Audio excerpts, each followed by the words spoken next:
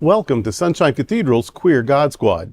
It's Wednesday, April 17th, 2024.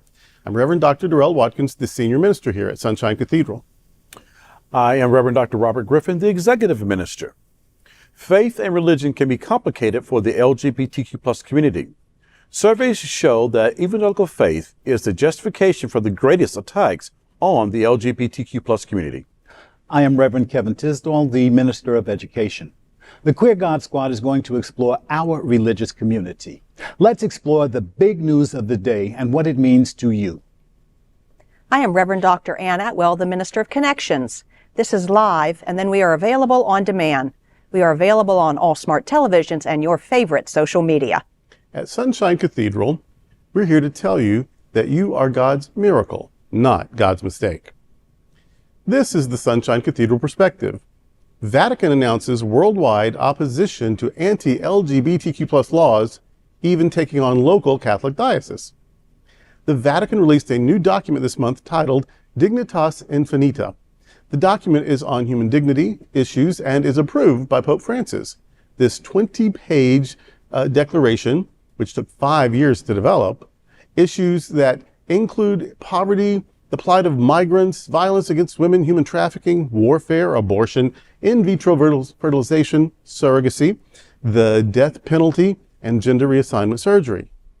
The document offers ambiguous messages for queer and trans individuals within the Church, while acknowledging the dignity of LGBTQ+ individuals. It also condemns gender fluidity, transition surgery, surrogacy, and in vitro fertilization as assaults on human dignity. These methods are often utilized by gay and lesbian couples to form families.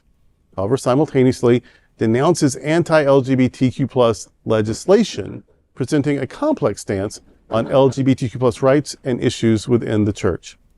According to the document, the sex assigned to a person at birth is deemed an irrevocable gift from God, with any intervention to change this considered a threat to the individual's inherent dignity bestowed at conception.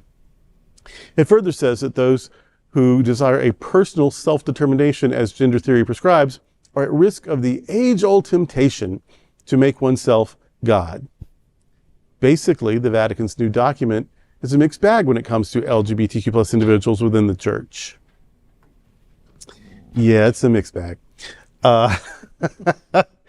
We love you, but don't be you. You've got dignity, but only if you don't do, I don't know. It's not as mixed, really. It's kind of the same old thing. Mm-hmm. Yeah. We're all God's children, and you're meant to behave in certain ways, and we get to determine what that is. Mm-hmm. So it's and I appreciate that there are really harsh laws being enacted all over the world, making it unsafe to be LGBTQ+, to be suspected of being LGBTQ+, of being an ally to queer people. So thank you for saying those, cut that out. I hope that has some influence somewhere.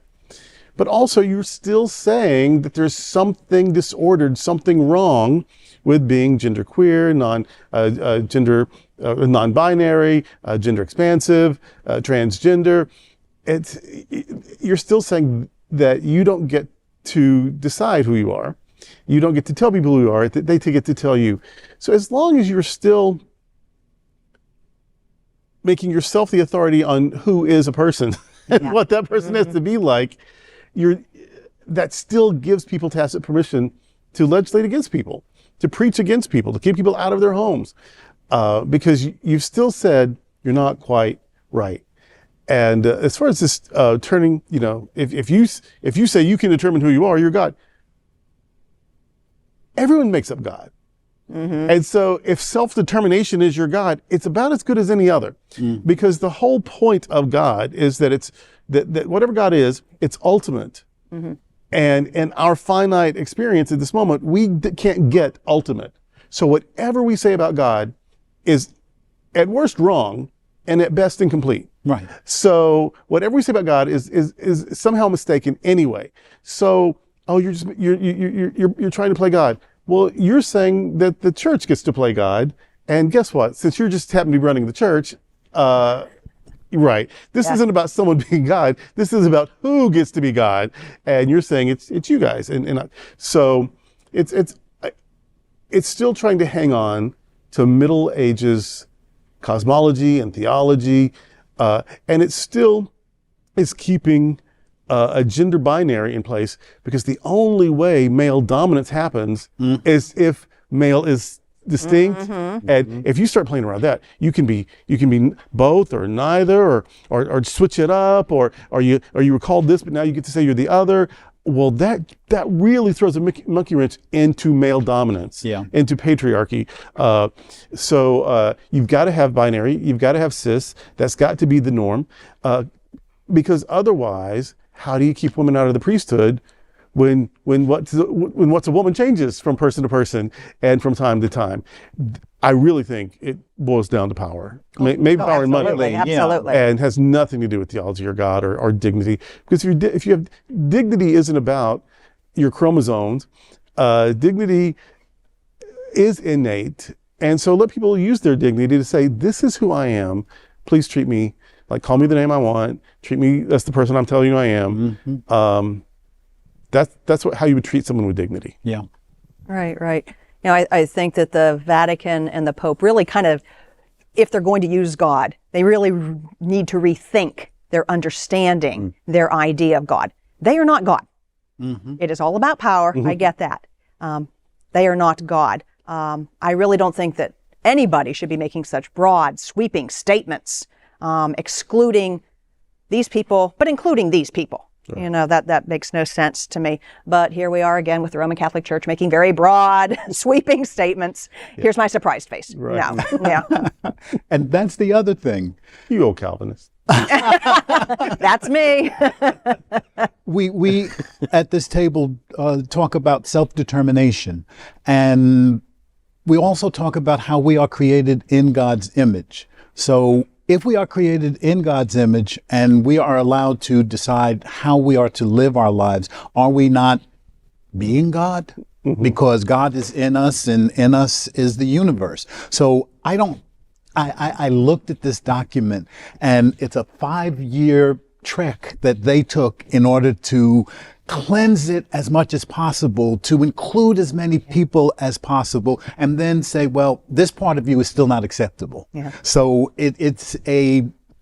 I can't call it a political document. I can't call it a religious document. I have to call it a political document, because the Vatican, the Pope, Rome, is trying to talk to everybody and let them know that, well, in one way or another, we're in your corner, except. Yeah. And we're protecting the tradition, but we're protecting you from the tradition. But They're trying to do the dance. It's something that eventually doesn't, for me, work, because it tries to do too much, and at the end, really doesn't say much about anything, in my opinion. Yeah.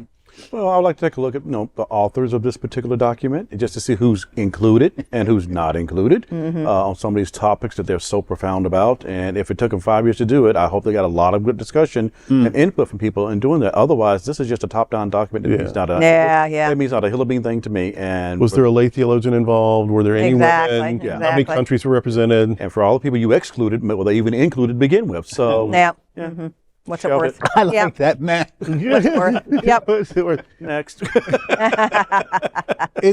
There is a real battle, though, going on all over the world right now over control of bodies.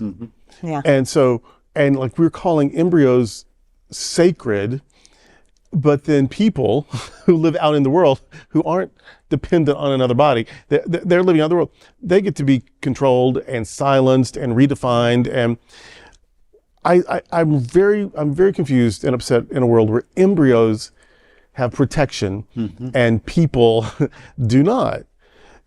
Where such language that's meant to rile up, as it's killing, it's murder. It's not.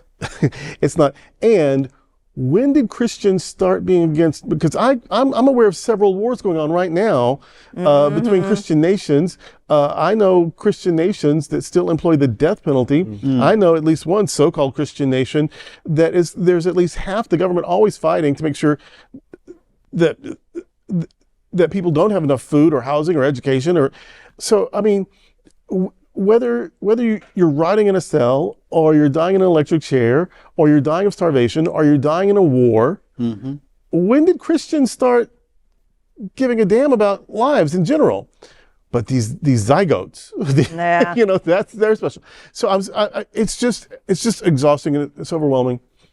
And I think those of us, the last remnant left and, you know, is trying to be sane religion, have got to be really vocal, maybe even almost obnoxious. Yeah. Because otherwise it's going to be one more binary, the religious and the non-religious. Yep. And it's going to be harder and harder for the sane religious to stay on that side. Yeah. Because the crazies are using religion as their weapon to dominate. Yep. Yeah. Well, that's today with the Queer God Squad. We want to thank you for joining us.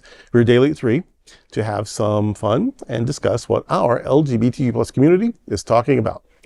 Sunshine Cathedral is the world's largest progressive queer church.